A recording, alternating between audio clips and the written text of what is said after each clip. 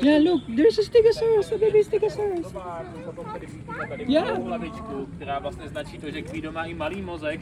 Má mozek zhruba jako vlašský oříšek, což je taková 50 koruna, takže není úplně nejchytřejší. Stegosauři nebyli nejchytřejší dinosauři.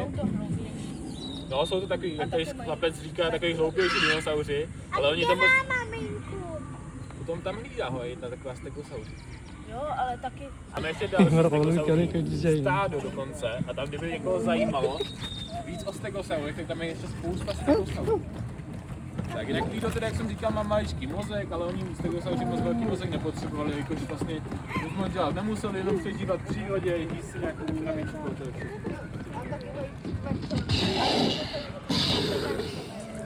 Ano, přesně právě na tu potravu, že aby mohli turisty, že jo, rozmělňovat.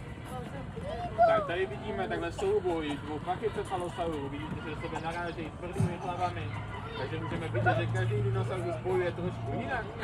Kdo má přizpůsobený na boj ocas, kde má ty osny, tady tihle mají zase tvrdou hlavu.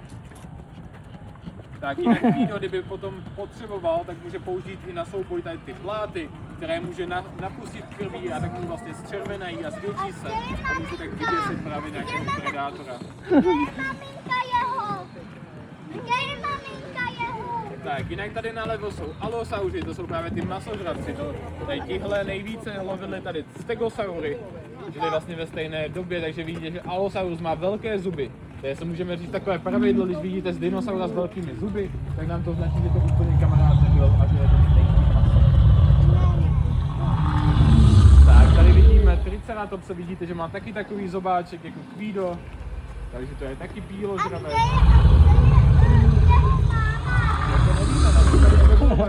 On to ani kejl.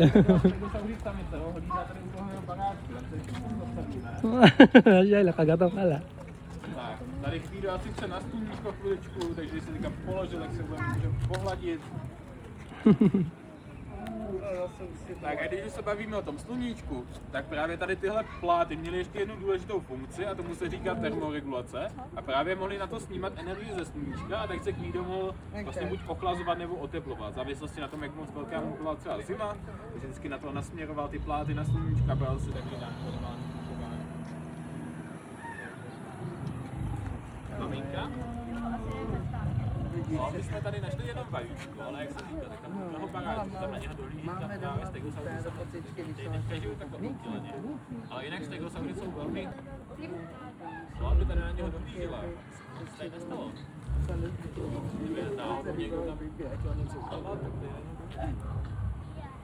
Tak, Kvído asi půjde dál, vidíme, jestli půjde, ještě se projít. Já necháme mu trošku bezpečí.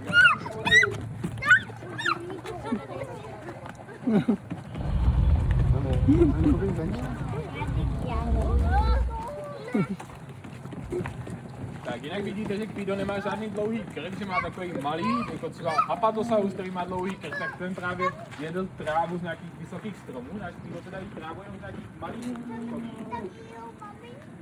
No, tohle může být klidně Kvídova maminka, ale to my nevíme. Ale teďka na něho došli. My jsme tady našli Kvída jenom ve vajíčku. Ale takhle na něj může vypadat. A takhle může vypadat dokonce i Kvído, kdyby vyrostl. Tak když si představíte tady tuhle samici trošku větší.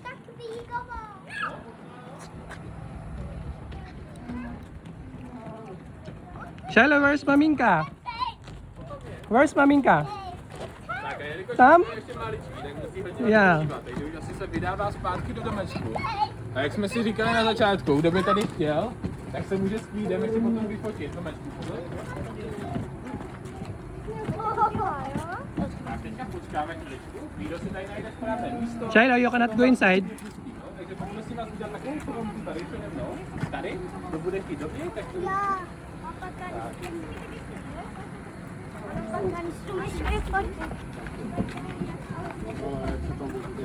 Tak, ještě vám povím, jo? Tak, teďka Kvído půjdeme ještě pohladit za to, že byl hodný, za to, že nám nikam neutekl, asi jste ho dobře hlídali.